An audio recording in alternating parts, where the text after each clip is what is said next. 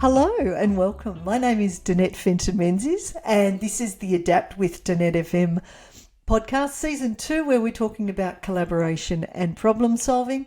I'm an author, a speaker, an executive coach and an expert in adaptable leadership, which I've been doing for over 10 years. And I'd love to welcome into our conversation Jez FM. Welcome, Hello. Jez. Hello, what's going on? Yes, my name's Jez FM. I have done work as a podcast producer, as I'm doing here. I've done comedy writing for TV, done a bit of stand-up comedy and music in my time, and so I'm hoping to bring a bit of that flavour, but a little bit more about you. So you co-founded and are the Director of Learning of Magical Learning, which is a company that's been running for over 25 years as a training and facilitation company, specialising in leadership, finance, and actually making learning enjoyable. We've worked with companies like Coles, Westpac, and the Australian government, and have partnered with global industry leaders like Robin Sharma and John Mattone.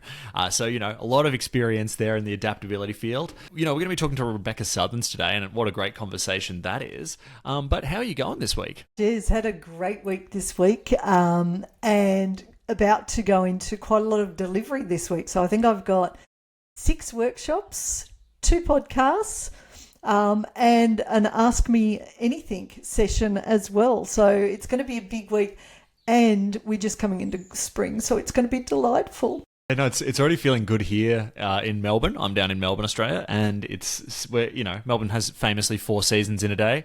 Yes. We've been experiencing all 4 of those quite a lot, but today it's at least looking sunny, so I'm excited about that. Love that.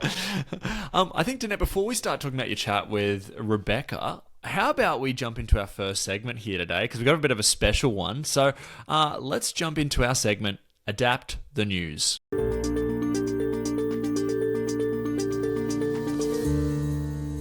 Alrighty, this is Adapt the News. This is a segment where we take news stories and we use your unique, adaptable lens to look at some of the key features and maybe some of the key takeaways for people, as well as some of your insights there, Danette.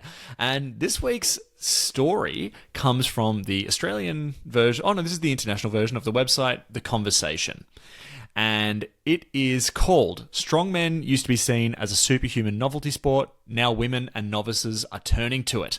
So the story here is actually by someone who's a female weightlifter, and it's talking about how it used to be essentially a sport for men, and now more people are finding strength within it, literally and sort of emotionally. So it's become more and more popular with people with disabilities, women, and these spaces were often very restrictive. Now, before we get to you, Danette, I did also want to highlight that we have a special correspondent this week. So we on the Magical Learning have a friend, Al, who is a regular participant. And when I thought of this story, I thought of Al because Al has done the opposite. So where we think of masculine things being sort of like weightlifting traditionally, it's nice that that's shifting. Yes. We have our regular contributor and part of the Magical Learning team, Alan Hunt, who has entered the world of Pilates. He was a farmer for a long time and he still does farm work, does a lot of stuff with cranes, but he has now entered the world of Pilates and is actually becoming a Pilates instructor. So I said, Al, how was that experience for you? And this is what he said. Hey Jez, hey Danette. The first thing that came up for me was about 10 years ago, some friends of Renee's asked if the gym that I was going to was suitable for ladies or whether it was just a gym full of big muscly men. I remember saying it was just mostly big muscly men, but there was no reason that they couldn't come along. I didn't realise how uncomfortable they would have felt until I started doing Pilates, where often I was the only male in the room and it's a lot of younger women wearing skin-tight clothing, and I felt really uncomfortable. The story in my head was, imagine what everybody else is thinking. There's this one weirdo in the room, because a lot of the time, we're bending over in certain positions that, I felt uncomfortable enough, let alone, seeing the other people around me. Even when the instructor was demonstrating the positions that we'd get into on the reformer, I felt uncomfortable just looking at the instructor. Then if I didn't get the exercise right and I needed to look at the person next to me, again, I had the story in my head of, I wonder what they're thinking. But I got past that, really enjoying Pilates now to the point where I've decided to become a Pilates instructor, which took things to a whole new level, because during that training, we learned about hands-on assist, which is where we actually assist the client to get into certain Pilates positions. which, yeah, that really, I guess, challenged me to think, now I'm touching these young women, and I wasn't quite sure why I had these stories in my head, but it was interesting. Renee and I went and saw Ursula Carlson, a comedian, recently down at Brunswick Heads. And for some reason during the show, she asked, are predators male or female? And everybody in the room agreed that they were male. And she pointed out that they could be either. And then she asked the ladies in the room to respond. Would you rather run into a man or a bear on a dark night? And all the ladies called out they'd rather run into a bear. And I realised that was the same thinking I had in my head, which probably helped me understand why I felt so uncomfortable at Pilates. Yet, I'm happy to say, really enjoying Pilates. It's one of the best things I've done for my body and for my mind. Thanks, guys. Have a great day. I love that. And I love, Al is such a genuine learner that he notices his discomfort and does things anyway. And I really love this story about the weightlifting, because they've really made it about how do we make this inclusive, because a bit like the gym that Al was describing, historically this was seen as, strong men lifting stuff. And now they've sort of related it to, we need to build those muscles to be able to lift stuff at home. And a lot more people are living by themselves. So being able to lift stuff by yourself is helpful.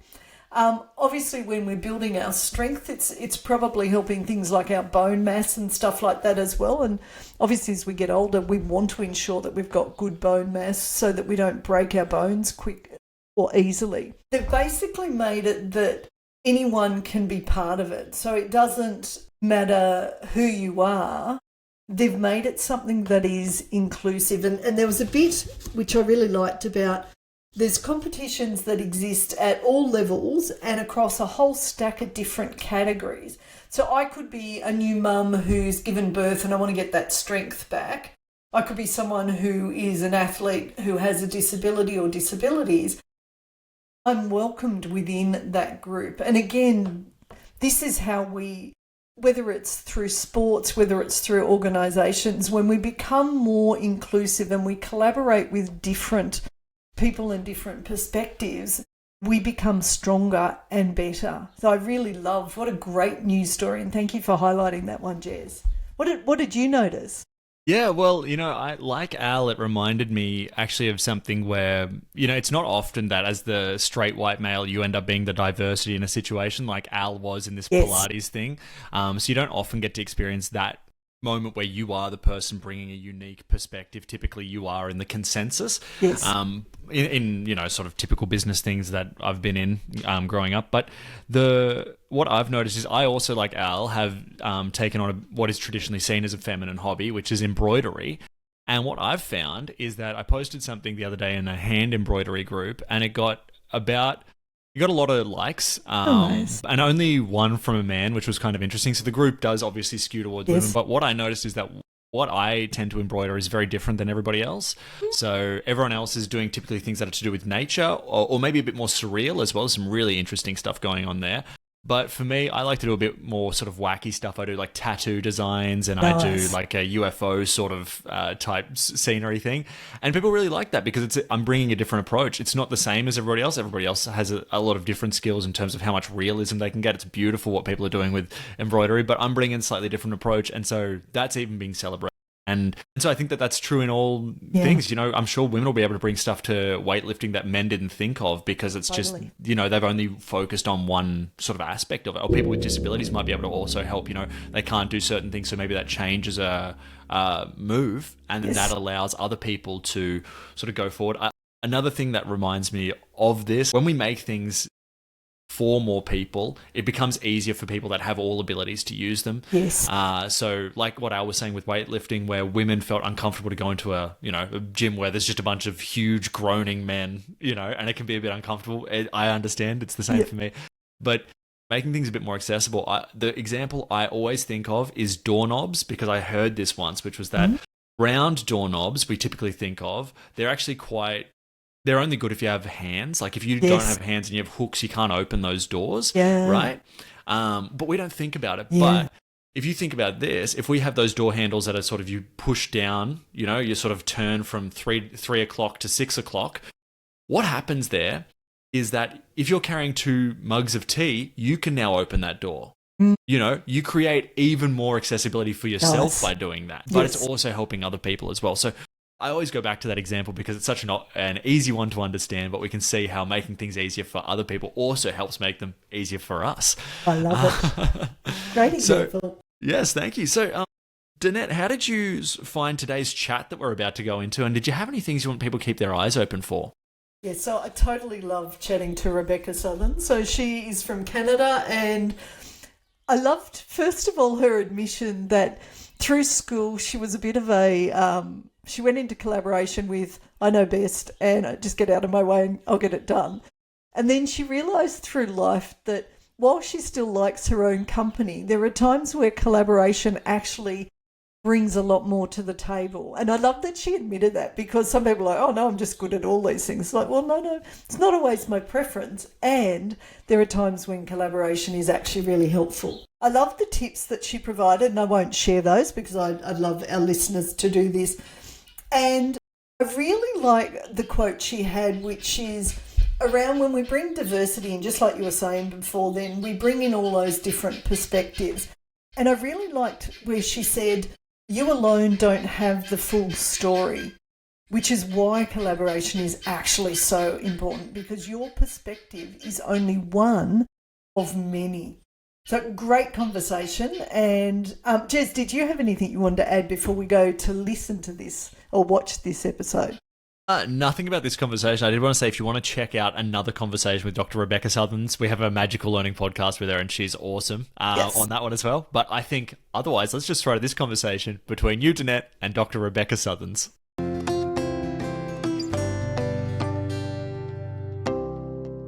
Hello and welcome to Adapt with Danette FM, and we're in season 2 where we're talking about collaboration and problem solving. And today I'm blessed to have Rebecca Sutherns join me from Canada. So we're having a across the globe discussion, and I'm going to hand over to Rebecca to introduce herself to everyone. Thanks, Danette. It's really good to be with you, and I'm happy to have this opportunity. So thank you for inviting me. My practice is about reimagining your next chapter. And so I help mostly organizations develop renewed strategic plans, but also multi-organizations across sectors or across kind of community problems, work together to solve those problems. And then also in my coaching practice, I work with leaders of those organizations to help them also kind of do personal strategic planning and figure out what they would like their next chapter to look like. So I generally work with community-facing organizations. Those might be charities or nonprofits. They might be universities or health organizations or governments. And yeah, it's largely facilitation and coaching. And in the midst of that, it's really identifying how to build adaptability skills. And part of that is helping those organizations and individuals identify what is fixed for them and what is flexible, so they know where to adapt and how, and also where not to. So that's a quick intro, but happy to answer any further questions about any of that. Great intro, and fits perfectly with what we're going to be talking today about collaboration and problem solving, because I bet with that experience, there's going to be some really interesting insights that you bring to the conversation. So thank you for joining us, Rebecca. Now, the first question I have is, what have you seen or experienced that helps you to collaborate and or problem solve? So you can focus on one or you can focus on both. I was going to say they don't feel synonymous to me. So it does kind of, they're related, obviously. And I think collaboration helps with problem solving. But, you know, how I've seen both of them happen is really different. And I think, I feel like the irony is not lost on me that as someone who helps people collaborate for a living, I generally work alone. And so I'm really conscious of that. I actually don't like group work all that much. And so part of maybe it's why I do what I do, is that I think, you know, bad meetings and bad collaborative experiences are exceptionally terrible. And I hate that feeling, that cringy feeling of being in a situation where the collaboration just is not going well. And it might be because because people are not, it could be that they're not getting along, but it could also be that they're getting along fine, but they just aren't leveraging or valuing the contributions of one another. And so part of what I'm exploring is kind of the beliefs that we hold around collaboration first, because I think if we believe that it's a good thing and start from that place, different things happen than if we need to be convinced that it's a good thing. So often collaboration is seen as slow, it's seen as frustrating. And, you know, I admittedly, particularly in school and growing up, I'm someone who, I was that kid in group work that just did it for everybody because the group was slowing me down and bugging me, and I knew I could do it better myself, or I thought I could. And so I think it's only been as an adult that I have needed to and learned to value the multiple perspectives that come from collaboration and the fact that I need them. And, you know, in a school situation, I perhaps didn't, but in real life, I absolutely do. So maybe that'll give us a bit of a jumping off point. But to the extent that those collaborative skills, and I think they are skills, can be applied to problem solving that is relevant and helpful to people, so much the better. Love that. And I'm really curious. Tell me more about what changed between school and, you know, becoming an adult, where you suddenly got that shift around collaboration. I think it was probably gradual, but it was probably a good big dose of humility too. I mean, I was a good student. And so in school, I basically did know how to do what the teachers were asking. And so my opinion that I could probably get a better mark if I did it alone, and if that was the goal, was to get good marks, that was usually true, actually. And I don't say that with anything other than humility at this point, because real life isn't like that. And so it took me some maturing to realize that I didn't have all the answers. I wasn't an expert in all of the subjects. I needed other people's opinions. And then I think the other piece that has come even more recently for me and is really being played out in research right now is that diverse teams perform better. And we're still learning why, but one of the reasons why is because they bring interesting and disparate perspectives to a problem, and therefore they can come at it from more creative angles than any one person can alone. And so no matter how sort of good at school I might be in whatever field I'm in, I don't have the full story. And not only do I not have the full story, I really need as many sort of versions of that story as possible. And so as my career evolved and I got involved in community engagement and stakeholder participation and that kind of thing in policy development, I became more and more convinced of the need for as many perspectives as possible, both to fill in blind spots and also to build buy-in. I think people's involvement in a solution makes it, we know that if people are involved in a decision, they are much more likely to enact that decision, even, and this is, I find the interesting part, even if that decision negatively affects them. So take the example of somebody that's on a committee deciding how to downsize a company, for example. If they end up making their own job redundant out of that process, they will accept that with greater ease because they were part of the conversation that decided on the process by which they were going to make that call, and they were part of making the call. So even when that call was made and it caused them to lose their job, they are empirically happier about that than if they had kept their job and not been involved in the decision for, you know, that led to their colleagues losing theirs. So I'm a big believer in good process and in the benefits of collaborative problem solving, collaborative strategy building. So I am still, I have become a huge fan, but I also think that one of the reasons that diverse teams function well, or at least have the potential to be high performing, is that when they come to consensus eventually, it's hard won, right? They have worked for that. And so they don't tend to just nod and agree with one another. There tends to be a bit of wrangling to get there. And I think if people are willing to work through that and live longer in the discomfort of that, they land at a more robust solution, but it's harder. So I think building those collaborative skills in the context of valuing diversity is a really helpful, relevant modern skill set. Love that answer and totally agree. And I think I was a bit like you as a kid too. But totally as an adult have seen how important collaboration can be when it's done well. And even when it's not done so well, just hearing different voices can open up people's minds, which I think is really important. So that goes to my next question, which is, would you mind sharing an example of poor collaboration and or problem solving? And particularly, what were the impacts of that poor collaboration or problem solving?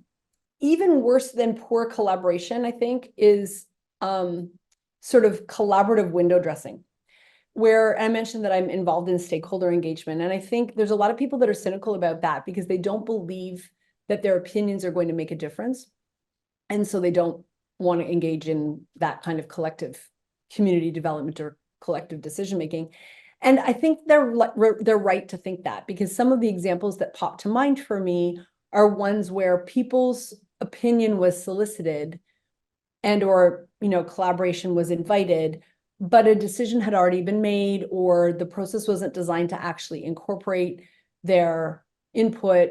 And ultimately, I mean, if I'm really cynical about it, you can kind of go, well, they were just ticking a box and the decision was already made. But I think sometimes also people don't genuinely know how to collaborate well. It's not a skill set they've been taught. It can get a bit messy, and they don't maybe have a high tolerance for that mess and don't have a high trust in that mess resolving itself in some good way. So I think there are lots of reasons for it, but the examples I can think of are ones where I have been a participant in something where I knew that I was being asked to give my opinion or to collaborate, and I felt like it either didn't matter or wasn't being heard or used well. And in those contexts, I would actually rather not be asked than to waste my time. And so I think the wasted time of poor collaboration would be, the examples I would think of. And there's a lot of that. Even worse than sort of not collaborating, the people that are the ones that sit in their cubicle and write a strategy by themselves. I'm not a fan, but I would almost rather that than have them pretend to be inclusive and then not use people's ideas or not be transparent about how collaborative something actually is. So for example, if I want to share information with a group and they don't really have an opportunity to shape the decision that I'm communicating to them because the decision has already been made, fair enough. Like I feel like that's a very legitimate thing. You can tell a group that the decision's already been made and here it is. But don't call that collaboration, don't call it participation, don't call it engagement. That's just information. It's an announcement. It's FYI, this is happening. So I think when there's a misalignment between what we call something and what it actually is, that's when I get really frustrated, because I don't believe that every decision needs to be made collaboratively, but I don't want it named as that, but actually it's not that. I like the alignment between what we promise to people and what we actually do. And when I find that when I'm working with groups and you say to them, look, this is outside of your purview, like we're not asking you to comment on this because it's out of scope for us or whatever it is, people are generally all right with that. But they're not all right if it makes it seem like they have a voice in something that they really don't. Great answer. And I love, because when we're congruent in what we're sort of saying, whether you have a voice or not, people's brain goes, oh, I trust you because we're aligned, versus there's something not quite, even vague definitions can confuse the brain, where the brain goes, this isn't quite, I'm not quite understanding what's going on. So I love that answer. Yeah. All right. Now, next one is, based on your experience, what tips do you have for others, including young people, and Jez added this because there's a lot of people just starting out in their career, around developing either problem solving and or collaboration skills? So some tips that would be helpful. First of all, I love that you're framing it as a skill set. So we are not born knowing how to do this. And I would also say that the skills we do learn as kids may not help us as much as adults. So they're not unhelpful, but share your toys. is a helpful thing, but it may not be enough to help us in the complexity and the dynamism of adult collaborative relationships. And so what I find, even with young people, say at college or university or high school, even new in a job, paid job, they are expected to collaborate well, but they've never been modeled it, never been taught. So part of me would say, it seems like a bit of a basic answer, but actually teaching people, training people, modeling to people, and being explicit, naming it, about teaching people those collaborative habits and skills is very helpful. And I see that with boards of directors that I work with, where if they think of themselves as a team and they apply team getting along kinds of skills, things go better than if they don't even think of themselves as a unit. So that's another thing, is kind of the mindset people bring to something. Are they coming in as a lone wolf in a sense and expected to, kind of promote their own personal interest, but they happen to have to do it in a room of people? Or are they perceiving this group as needing sort of joint accountability and joint success, and that everybody wins means that truly everybody wins? And I think about this with an example, even from when I was in high school. I remember going to this leadership camp. I think I was 15, and we played a game called Win As Much As You Can. And the spoiler alert piece of it is that win as much as you can. The intention was to get the group to interpret that word as plural. And of course, as self-absorbed 15-year-olds, none of us did that, right? So we were all trying to play the game to win as much as I could, instead of win as much as we could. And I think about that, about what the sort of the metrics of success are. And therefore, that would be another tip, is be careful about what's rewarded. Because if we want people to collaborate and yet isolated individual performance is what's actually rewarded, and or the incentives in a workplace are contradictory. So we say we want you to collaborate, but you're going to get the big prize if you actually don't.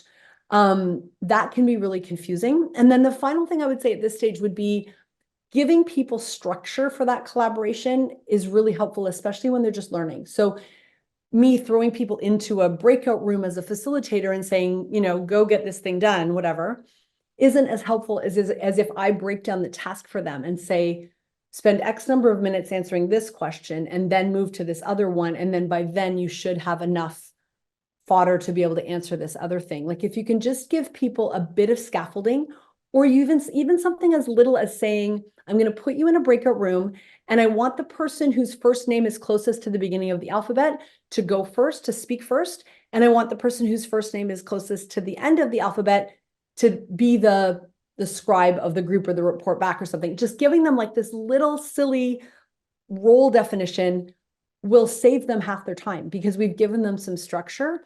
And so I would say that both skills, well, three things: skills and mindset and structure together will allow people to collaborate. And then finally, on that mindset piece, back to something I said earlier, I think we need to teach people, ourselves included, that collaboration is necessary, but not just like a necessary evil, but like actually something that can be fun and helpful and necessary and lead to better performance of the group.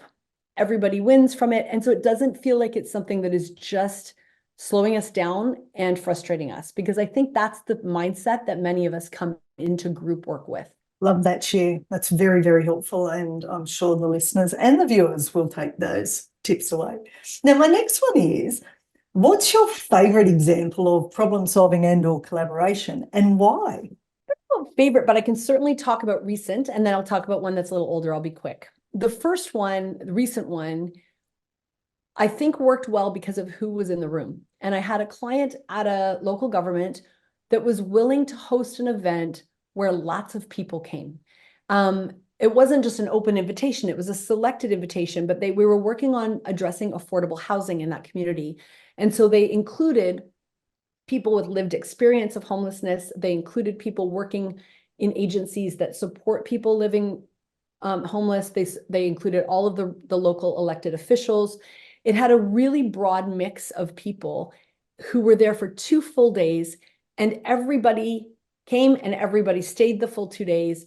And it was just a remarkable example of various people learning from the lived experiences of various other people. So for people who had been living on the street, for example, spending 2 days at a fancy hotel was a really big stretch. And it was lovely and terrifying and uncomfortable. And, for me, it was also a stretch facilitating a group that diverse. For the elected officials at the table who are used to being, deferred to, we started right off with, this is first names only. And, I don't care if you are the mayor, you don't get any special privileges in this space, and so we really tried to take some of the power differential out. It's still there, but we tried. And I was watching people kind of learn in real time. The light bulbs were like, I felt like, there could have been kind of this animation of ding, ding, ding, ding, ding, of light bulbs going on above people's heads the whole couple of days. And it has led to dramatic and rapid changes in that community, that the mayor instituted, some of them the next day.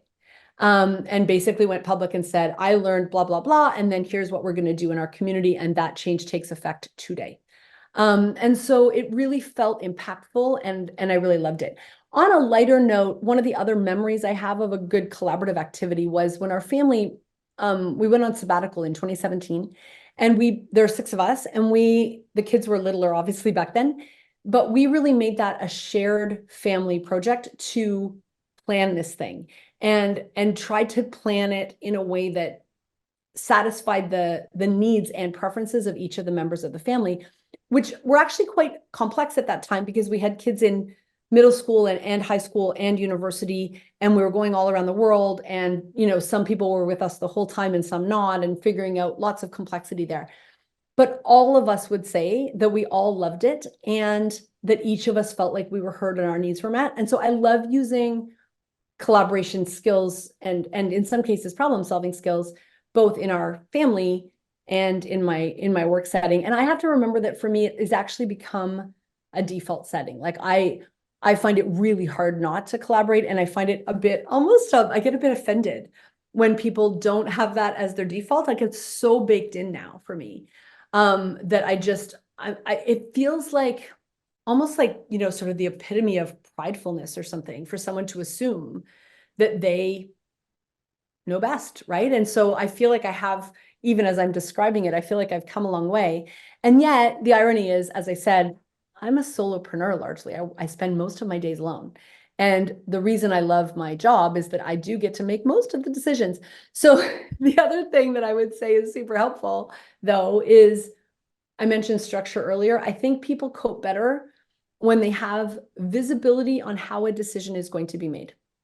So part of what I do as a group facilitator is make the process, make the rubric visible to people or co-create it with them so that they understand what criteria are going to be applied, or they understand what points they will be asked for input and what points are out of their hands. Like, I think making the decision-making process really clear to people smooths the way. So what I will often say is decide how to decide before deciding.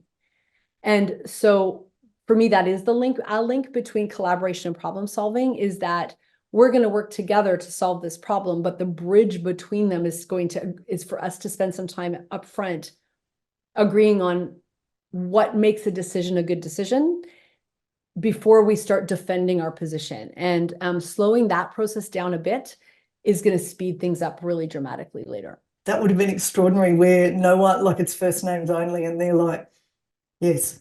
And what a great way to sort of level who's in the room. So it's like, let's hear all voices, not just the ones that we would expect to hear. So I love that. All right, my last question is, anything else that you'd like to share, including any helpful resources?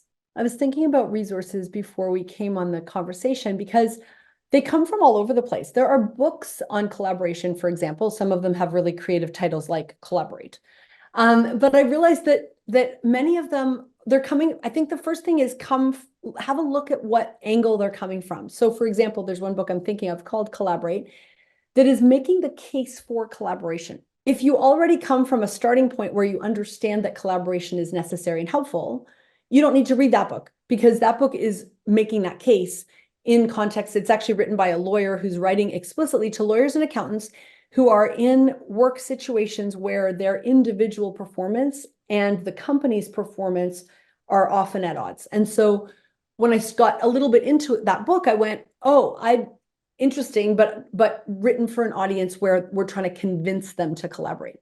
So I think, first of all, if you're looking for resources, pay attention to where it's starting from. I heard about a new article that's been published just this week in a Canadian medical journal about how if you have 35% or more women in an operating room at a hospital on the surgical team, so surgeons and anesthesiologists, 35% or more women, the medical outcomes for that patient are significantly better. I think that's a really interesting resource to say some sort of diversity and is objectively better, not just out of a moral or social justice point of view, but it actually leads to better outcomes. And when the researchers were asked why, they said it's because you get that benefit of multiple perspectives on a problem, but you only get it if you have that critical mass of a third, which I thought was so fascinating, because they said if you have interesting perspectives in the room, but the person feels very alone there, they're much less likely to speak up. And so I think looking into some of the research on why diverse teams work well, like if you're needing sort of to be convinced that collaboration is actually a good thing, that's a resource. I think another resource I've really leaned into a lot myself is I gained facilitation skills. Like I trained in that. I got certification as a certified professional facilitator. I became involved in the International Association of Facilitators.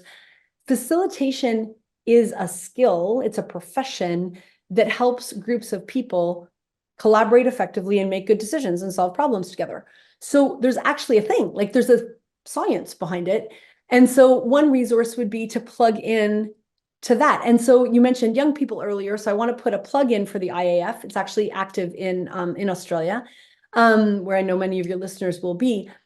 But they have a thing this year. It's the 30th anniversary of that association. And so if you are under 30 years old, you're allowed to join the association for $30 this year, which is a significant discount on the normal membership. And it's a place where you can not only, if they don't do training directly, you can get facilitation skills training in other ways, but it's a place where you can be exposed to people who facilitate really good collaboration.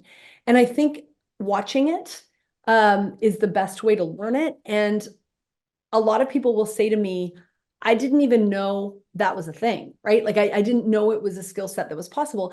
I think the way we know it is mostly by being in terrible group work, awful meetings, and you go, oh, I notice it in its absence. And some people have never experienced it any other way.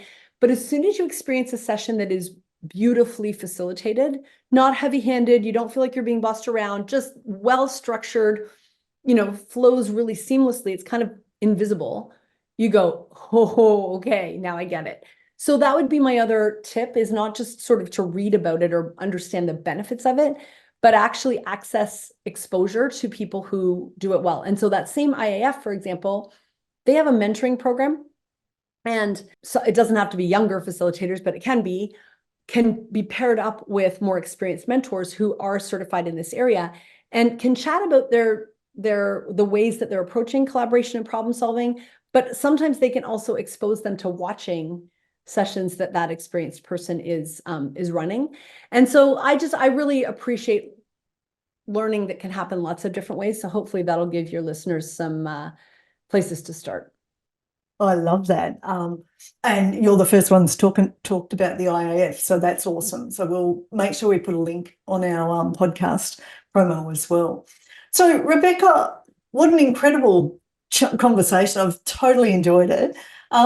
Anything you wanted to add at the end before we finish up? I think there's one other thing. I was thinking about another resource. There's an organization called IDEO, and it's featured in most business books. Lots of people read about it. It's at the D School, or the Design School in Stanford. One of the things that sticks with me about them is that they redesign stuff. They're all about user experience and that kind of thing. And it's an interesting take on collaboration in the sense that I think one of the ways to problem solve collaboratively is to do immersive research, which is what they do. And so back to a health example that stuck in my brain, they were asked to redesign the physical space of an emergency room at a hospital. And what they did to do that was they actually went and pretended to be and lived as if they were patients, nurses, intake workers, triage people, doctors, whatever. They went and did that for some time and kind of lived it in an embodied way.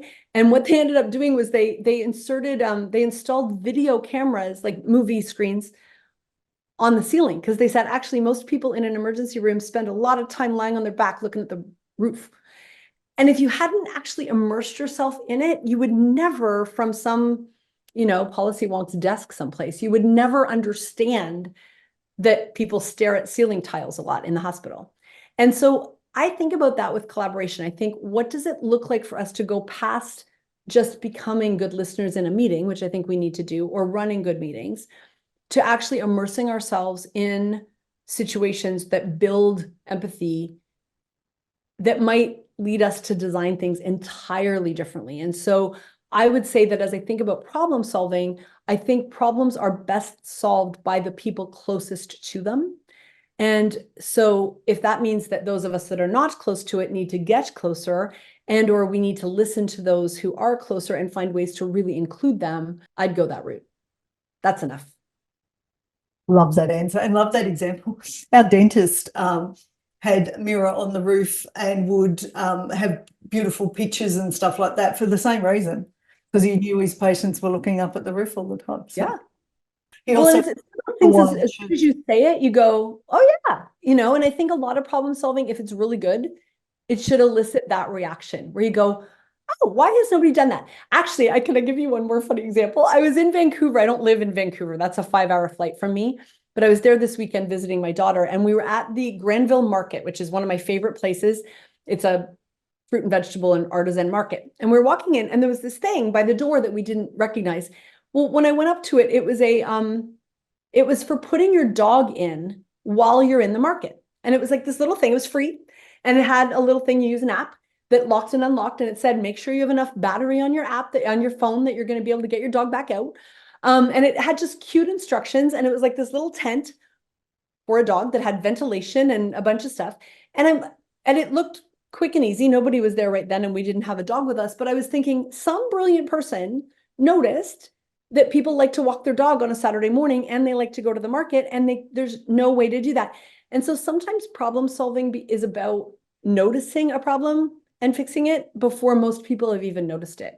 And IDEO is great about that. But kudos to whoever at the Granville Market came up with that idea, because we both said we wished we'd had our dog with us so that we could have put him in there just to try it, because I thought it was such a good idea. So there you go. Another little example for your dog lovers before we wrap things up.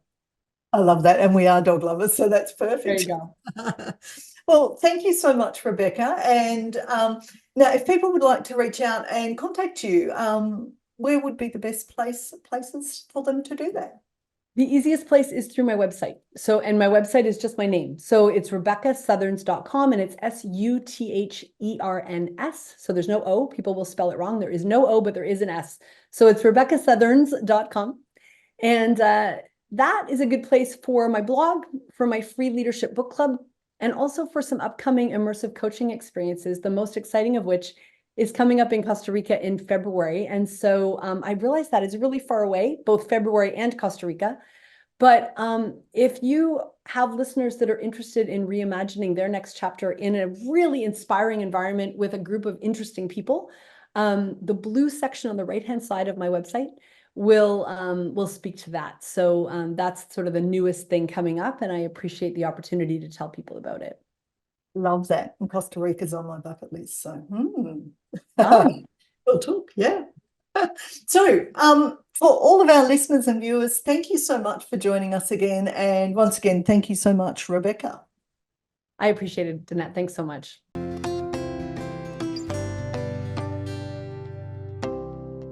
Wow. Well, that was so good to talk to Dr. Rebecca Sutherns. Danette, so good to listen to her, and I'm so happy that you got to catch up with her. Did you have any key takeaways from the conversation you had? I really liked how she talked about giving collaboration structure. So don't assume that everyone comes with collaboration skills. Often we need to learn them. And even just sort of, if you're going into a breakout room, talking about, let's go by, A to Z who talks first, who is the scribe, etc. Just so people don't waste time going, now what are we doing, blah, blah, blah, blah, blah. And I really also loved that she talked about make sure that we make the process visible. So we decide about how we're going to decide before we go into the conversation rather than going, now what do we do next? So I love that intentional approach that she had. Yeah, no, I thought that approach was really good as well, actually. And one thing that I kind of wanted to talk about, speaking of that, was the fascinating insights you had about school group projects and how they don't train us for group work at all, which is so true. They just train people who want to get good marks to ignore other people and do all the work themselves. Yes. So it's not a great system. So we kind of have to learn it outside of school, which I thought is very true. And it's so fascinating, some of the things that in business people are just expected to be good at but require a lot of work. Collaboration being one of them.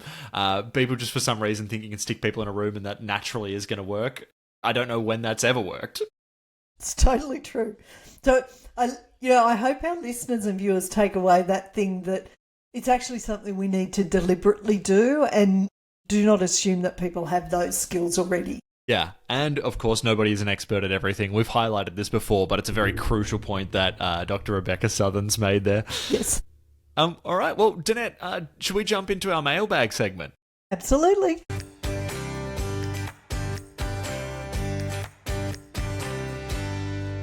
Fantastic. Well, this is Ask and Adapt. This is where you can write into us. Now, if you want to do that, you can do that on the YouTube channel, on Spotify, or via the email adaptwithdanette@gmail.com.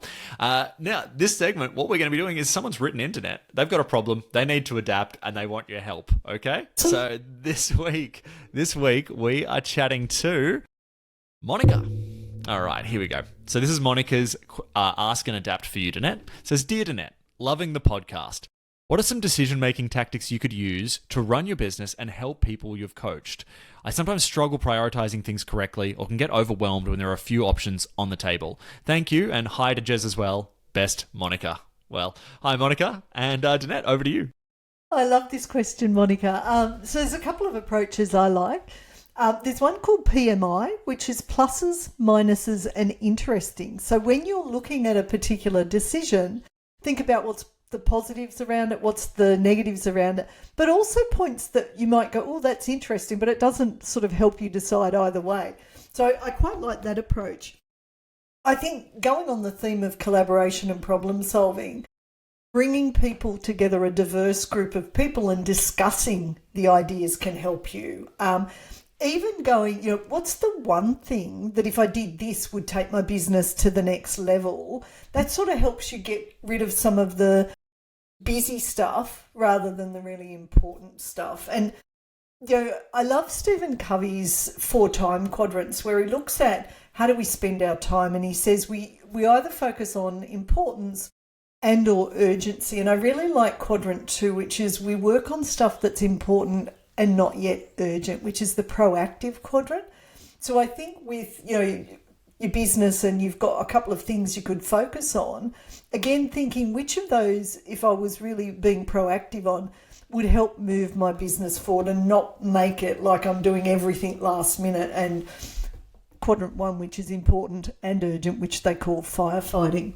Knowing what your purpose is super important. So why do I need to make this decision? Why am I running this business? And then which of these is actually going to get me closer to that purpose rather than potentially distracting me from that purpose?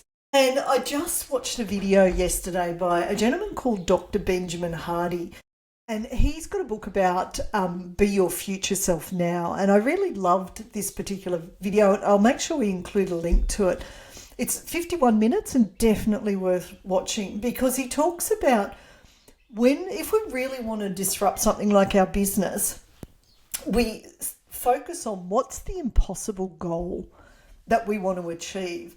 And what that does is it raises the level of what you need to focus on. So if I said, I want to earn 10% more next year, you can sort of do what you're doing at the moment. But if you wanted to, say, 10x the business, there's a whole stack of stuff that disappears because doing them is not going to help you to get there. And so I really liked that idea of just focusing on what is that impossible goal to really eliminate a lot of the busy, noisy work that actually isn't that helpful. And one thing I love to do, and it's not a logical thing, and yet it works with our brain, is I will often ask my brain before I go to sleep, can you help me with this particular decision? Because one of the critical functions of sleep is it allows our brain to take what's in the conscious and file it into the subconscious. And it often creates new connections. So asking those questions before I go to sleep, making sure I've got a notepad and pen next to my bed. And as soon as I wake up with the answer, I write it down. I don't turn on the light or anything. I reckon 99% of the time is a super helpful way of moving forward on a particular decision. So there's some of my ideas, Jez. And Monica, great question. Yes, I loved this question, and thanks, Monica, for the shout out. Look, I would say I don't have a lot of experience in this. This is the only thing that I have that is a bit of a helpful rule of thumb with decision making. And for me, I always find that if you look at what's the harder option, usually that's the right option, but your brain will be incentivized to try and do the other one. So typically, if you're picking between two things, typically that's the answer. It's not always the case, but it's just a good rule of thumb I generally think of when I'm struggling between two. I know the right answer is usually the hard one. It's just, do I have the energy to do it, is usually the question I have to ask myself. But that's obviously a day-to-day experience, and you can kind of decide that yourself. But Monica, we wish you the best, and we're very excited to hear how you go, I think. Danette, did you have any final thoughts before we wrap up today? I think that for all of us to reflect, as Rebecca did, around, my preference might be that I want to mostly work with myself, and recognising that there are times and issues and problems where collaboration is actually going to give us way better solutions than just doing things by myself. I'd encourage everyone to think about a situation where collaboration might actually help them, and then obviously work on the skills around collaboration. What about you, Jez? Well, yes, I agree with everything you've said there, but I just think I also want to highlight that, Danette, you are also the author of The Adaptable Leader, which is an amazing book and has the accepts model. So this is just problem solving and collaboration at just two of the letters in accepts. It's actually a full model, and people can check that out at the website in the link wherever you are receiving this. That link is going to be available, so you can check out the full book and read about way more about how to adapt than just what this podcast is covering this season. And, we highly encourage people to check that out and check out all the other episodes, because they're full of experts' insights into problem-solving and collaboration this season, which has been really interesting. And you'll start to notice some interesting trends between all of what everybody's saying, I'd say. So definitely go check out the other episodes. Other than that, Danette, did you have any final words for our listeners? No, just other than to say thank you, everyone, for listening, viewing and sharing. And Jez, as always, I love our conversations and the effort you've put into making this a season where we've adapted a number of times. I just totally love that. And to everyone, I'd love to say, stay adaptable.